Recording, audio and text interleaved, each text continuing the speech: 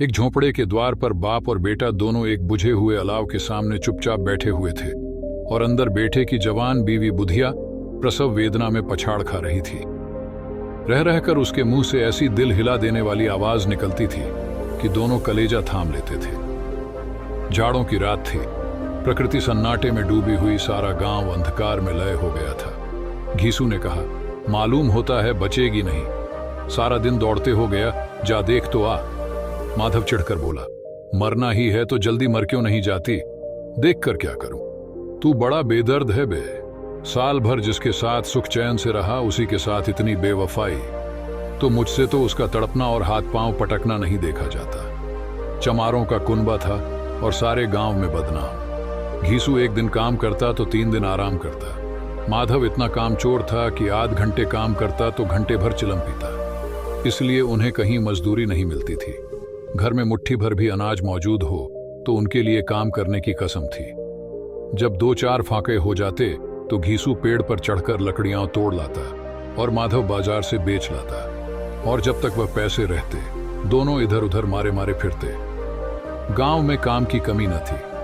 किसानों का गांव था, मेहनती आदमी के लिए 50 काम थे।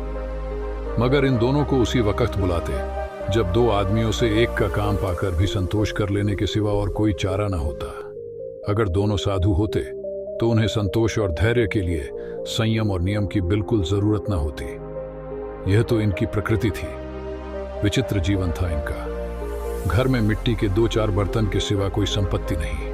फटे चीथड़ों से अपनी नग्नता को ढांके हुए जिए जाते थे। संसार की चिंताओं से मुक्त, कर्ज से लदे हुए, गालियां भी खाते, मार भी खाते, मगर कोई गम नहीं। दीन इतने कि वसूली की बिल्कुल आशा न रहने पर भी लोग इन्हें कुछ न कुछ कर्ज दे देते थे। मटर, आलू की फसल में दूसरों के खेतों से मटर या आलू उखाड़ लाते और भून भान कर खा लेते, या 10-5 ऊख उखाड़ लाते और रात को चूसते। घीसू ने इसी आकाश वृत्ति से 60 साल की उम्र काट दी और माधव भी सपूत बेटे की तरह बाप ही के पद चिन्हों पर चल रहा था, बल्कि उसका नाम और भी उजागर कर रहा था। इस वक्त भी दोनों अलाव के सामने बैठकर आलू भून रहे थे, जो कि किसी खेत से खोद लाए थे। घीसू की स्त्री का तो बहुत दिन हुए देहांत हो गया था। माधव का ब्याह पिछले साल हुआ था। जब से यह औरत आई थी उसने इस खानदान में व्यवस्था की नींव डाली थी और इन दोनों बेगैरतों का दोजख भरती रहती थी। जब से वह आई यह दोनों और भी आलसी और आराम तलब हो गए थे, बल्कि कुछ अकड़ने भी लगे थे। कोई कार्य करने को बुलाता तो निर्व्याज भाव से दुगुनी मजदूरी मांगते। वही औरत आज प्रसव वेदना से मर रही थी और ये दोनों इसी इंतजार में थे कि वह मर जाए तो आराम से सोए। घीसू ने आलू निकालकर छीलते हुए कहा, जाकर देख तो क्या दशा है उसकी। चुड़ैल का फिसाद होगा और क्या, यहां तो ओझा भी 1 रुपया मांगता है। माधव को भय था कि वह कोठरी में गया तो घीसू आलूओं का बड़ा भाग साफ कर देगा। बोला, मुझे वहां जाते डर लगता है। डर किस बात का है, मैं तो यहां हूं ही। तो तुम ही जाकर देखो ना। मेरी औरत जब मरी थी तो मैं 3 दिन तक उसके पास से हिला तक नहीं था, और फिर मुझसे लजाएगी कि नहीं।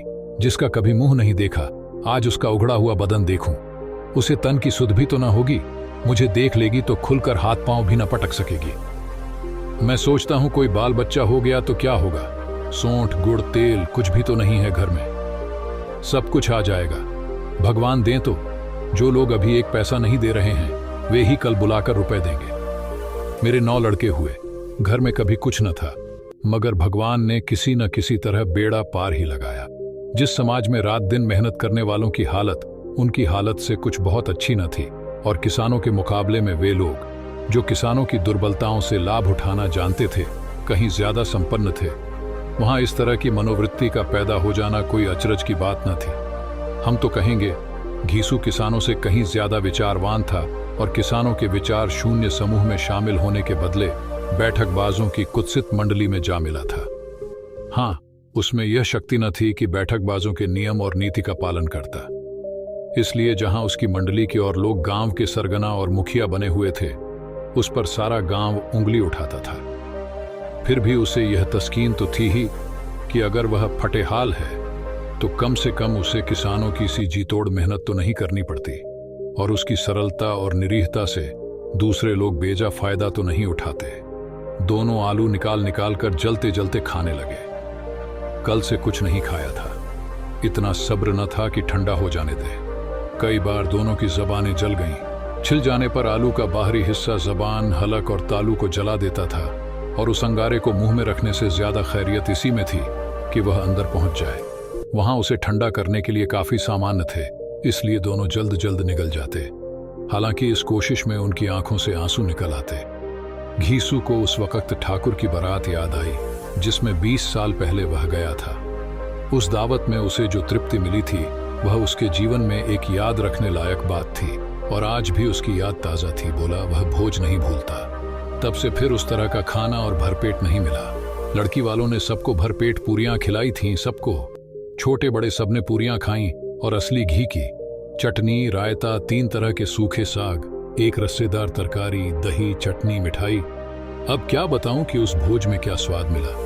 कोई रोक टोक नहीं थी, जो चीज चाहो मांगो, जितना चाहो खाओ। लोगों ने ऐसा खाया कि किसी से पानी न पिया गया। मगर परोसने वाले हैं कि पत्तल में गर्म गर्म गोल गोल सुवासित कचौरियां डाल देते हैं। मना करते हैं कि नहीं चाहिए। पत्तल पर हाथ रोके हुए हैं, मगर वह हैं कि दिए जाते हैं। और जब सबने मुंह धो लिया तो पान इलायची भी मिली, मगर मुझे पान लेने की कहां सुध थी।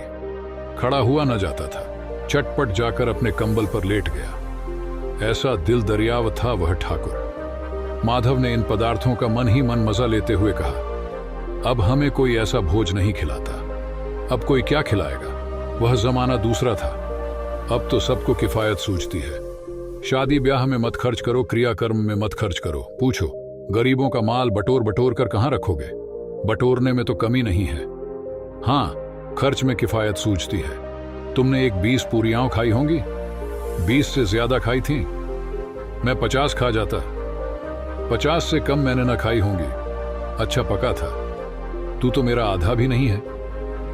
आलू खाकर दोनों ने पानी पिया, और वहीं अलाव के सामने अपनी धोतियां ओढ़कर पांव पेट में डाले सो रहे, जैसे 2 बड़े बड़े अजगर गेंडुलियां मारे पड़े हों। और बुधिया अभी तक कराह रही थी। 2 सवेरे माधव ने कोठरी में जाकर देखा तो उसकी स्त्री ठंडी हो गई थी। उसके मुंह पर मक्खियां भिनक रही थी। पत्थराई हुई आंखें ऊपर टंगी हुई थी। सारी देह धूल से लथपथ हो रही थी। उसके पेट में बच्चा मर गया था। माधव भागा हुआ घीसू के पास आया। फिर दोनों जोर जोर से हाय हाय करने और छाती पीटने लगे। पड़ोस वालों ने यह रोना धोना सुना तो दौड़े हुए आए और पुरानी मर्यादा के अनुसार इन अभागों को समझाने लगे। मगर ज्यादा रोने पीटने का अवसर न था। कफन की और लकड़ी की फिक्र करनी थी। घर में तो पैसा इस तरह गायब था जैसे चील के घोंसले में मांस। बाप बेटे रोते हुए गांव के जमींदार के पास गए। वह इन दोनों की सूरत से नफरत करते थे। कई बार इन्हें अपने हाथों से पीट चुके थे, चोरी करने के लिए, वादे पर काम पर न आने के लिए। पूछा, क्या है बेघिसुआ, रोता क्यों है। अब तो तू कहीं दिखलाई भी नहीं देता। मालूम होता है इस गांव में रहना नहीं चाहता। घीसू ने जमीन पर सिर रखकर आंखों में आंसू भरे हुए कहा, सरकार, बड़ी विपत्ति में हूं। माधव की घरवाली रात को गुजर गई। रात भर तड़पती रही सरकार। हम दोनों उसके सिरहाने बैठे रहे। दवा दारू जो कुछ हो सका सब कुछ किया, मुदा वह हमें दगा दे गई। अब कोई एक रोटी देने वाला भी न रहा मालिक। तबाह हो गए, घर उजड़ गया। आपका गुलाम हूं, अब आपके सिवा कौन उसकी मिट्टी पार लगाएगा। हमारे हाथ में तो जो कुछ था वह सब तो दवा दारू में उठ गया। सरकार ही की दया होगी तो उसकी मिट्टी उठेगी। आपके सिवा किसके द्वार पर जाऊं। जमींदार साहब दयालु थे, मगर घीसू पर दया करना काले कंबल पर रंग चढ़ाना था। जी में तो आया, कह दे चल दूर हो यहां से। यूं तो बुलाने से भी नहीं आता, आज जब गरज पड़ी तो आकर खुशामद कर रहा है। हरामखोर कहीं का, बदमाश। लेकिन यह क्रोध या दंड देने का अवसर न था। जी में कुड़ते हुए 2 रुपए निकालकर फेंक दिए, मगर सांत्वना का एक शब्द भी मुंह से न निकला। उसकी तरफ ताका तक नहीं, जैसे सिर का बोझ उतारा हो। जब जमींदार साहब ने 2 रुपए दिए तो गांव के बनिए महाजनों को इनकार का साहस कैसे होता। घीसू जमींदार के नाम का ढिंडोरा भी पीटना खूब जानता था। किसी ने 2 आने दिए, किसी ने 4 आने। 1 घंटे में घीसू के पास 5 रुपए की अच्छी रकम जमा हो गई। कहीं से अनाज मिल गया, कहीं से लकड़ी। और दोपहर को घीसू और माधव बाजार से कफन लाने चले। इधर लोग बांस बांस काटने लगे। गांव की नर्म दिल स्त्रियां आकर लाश देखती थीं और उसकी बेकसी पर 2 बूंद आंसू गिराकर चली जाती थीं। 3 बाजार में पहुंचकर घीसू बोला, लकड़ी तो उसे जलाने भर को मिल गई है, क्यों माधव? माधव बोला, हाँ लकड़ी तो बहुत है, अब कफन चाहिए। तो चलो कोई हल्का सा कफन ले लें। हाँ और क्या, लाश उठते उठते रात हो जाएगी। रात को कफन कौन देखता है? कैसा बुरा रिवाज है कि जिसे जीते जी तन ढांकने को चीथड़ा भी न मिले, उसे मरने पर नया कफन चाहिए। कफन लाश के साथ जल ही तो जाता है, और क्या रखा रहता है। यही 5 रुपए पहले मिलते तो कुछ दवा दारू कर लेते। दोनों एक दूसरे के मन की बात ताड़ रहे थे। बाजार में इधर उधर घूमते रहे। कभी इस बाजार की दुकान पर गए, कभी उसकी दुकान पर। तरह तरह के कपड़े, रेशमी और सूती देखे, मगर कुछ झंझा नहीं। यहां तक कि शाम हो गई। तब दोनों न जाने किस दैवी प्रेरणा से एक मधुशाला के सामने जा पहुंचे और जैसे किसी पूर्व निश्चित व्यवस्था से अंदर चले गए। वहां जरा देर तक दोनों असमंजस में खड़े रहे। फिर घीसू ने गद्दी के सामने जाकर कहा, साहू जी, एक बोतल हमें भी देना। इसके बाद कुछ चिखौना आया, तली हुई मछली आई और दोनों बरामदे में बैठकर शांतिपूर्वक पीने लगे। कई कुज्जियां ताबड़तोड़ पीने के बाद दोनों सरूर में आ गए। घीसू बोला, कफन लगाने से क्या मिलता? आखिर जल ही तो जाता, कुछ बहू के साथ तो न जाता। माधव आसमान की तरफ देखकर बोला, मानो देवताओं को अपनी निष्पापता का साक्षी बना रहा हो। दुनिया का दस्तूर है, नहीं लोग बामनों को हजारों रुपए क्यों दे देते हैं? कौन देखता है परलोक में मिलता है या नहीं? बड़े आदमियों के पास धन है, फूंके, हमारे पास फूंकने को क्या है? लेकिन लोगों को जवाब क्या दोगे? लोग पूछेंगे नहीं कफन कहाँ है? घीसू हंसा, अबे कह देंगे कि रुपए कमर से खिसक गए, बहुत ढूंढा मिले नहीं। लोगों को विश्वास ना आएगा, लेकिन फिर वही रुपए देंगे। माधव भी हंसा, इस अनपेक्षित सौभाग्य पर बोला, बड़ी अच्छी थी बेचारी, मरी तो खूब खिला पिलाकर, आधी बोतल से ज्यादा उड़ गई। घीसू ने 2 सेर पूरियां मंगाई, चटनी, अचार, कलेजियां। शराब खाने के सामने ही दुकान थी। माधव लपक कर 2 पत्तलों में सारे सामान ले आया। पूरा 1.5 रुपया खर्च हो गया, सिर्फ थोड़े से पैसे बच रहे। दोनों इस वक्त इस शान में बैठे पूरियां खा रहे थे जैसे जंगल में कोई शेर अपना शिकार उड़ा रहा हो। न जवाबदेही का खौफ था, न बदनामी की फिक्र। इन भावनाओं को उन्होंने बहुत पहले ही जीत लिया था। घीसू दार्शनिक भाव से बोला, हमारी आत्मा प्रसन्न हो रही है तो क्या उसे पुण्य न होगा? माधव ने श्रद्धा से सिर झुकाकर तसदीक की, जरूर से जरूर होगा। भगवान, तुम अंतर्यामी हो, उसे बैकुंठ ले जाना। हम दोनों हृदय से आशीर्वाद दे रहे हैं। आज जो भोजन मिला वह कभी उम्र भर न मिला था। एक क्षण के बाद माधव के मन में एक शंका जागी। बोला, क्यों दादा, हम लोग भी एक न एक दिन वहां जाएंगे ही? घीसू ने इस भोले भाले सवाल का कुछ उत्तर न दिया। वह परलोक की बातें सोचकर इस आनंद में बाधा न डालना चाहता था। जो वहां वह हम लोगों से पूछे कि तुमने हमें कफन क्यों नहीं दिया तो क्या कहोगे? कहेंगे तुम्हारा सिर। पूछेगी तो जरूर, तू कैसे जानता है कि उसे कफन न मिलेगा? तू मुझे ऐसा गधा समझता है?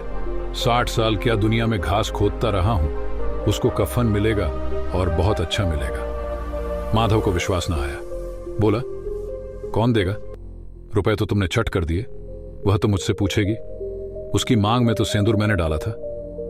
कौन देगा? बताते क्यों नहीं? वही लोग देंगे जिन्होंने अब की दिया। हाँ, अब की रुपए हमारे हाथ ना आएंगे।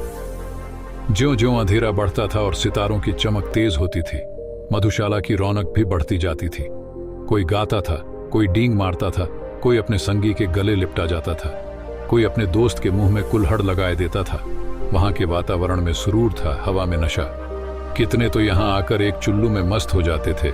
शराब से ज्यादा यहां की हवा उन पर नशा करती थी।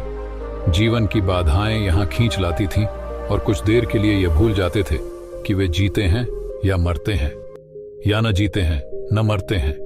और ये दोनों बाप बेटे अब भी मजे ले लेकर चुस्कियां ले रहे थे। सबकी निगाहें इनकी ओर जमी हुई थीं। दोनों कितने भाग्य के बली हैं। पूरी बोतल बीच में है।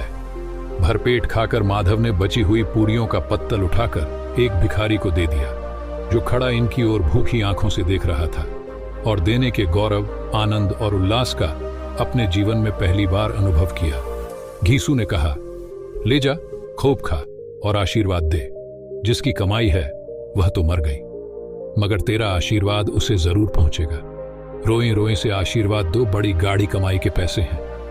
माधव ने फिर आसमान की तरफ देखकर कहा, वह बैकुंठ में जाएगी दादा, बैकुंठ की रानी बनेगी। घीसू खड़ा हो गया और जैसे उल्लास की लहरों में तैरता हुआ बोला, हाँ बेटा, बैकुंठ में जाएगी।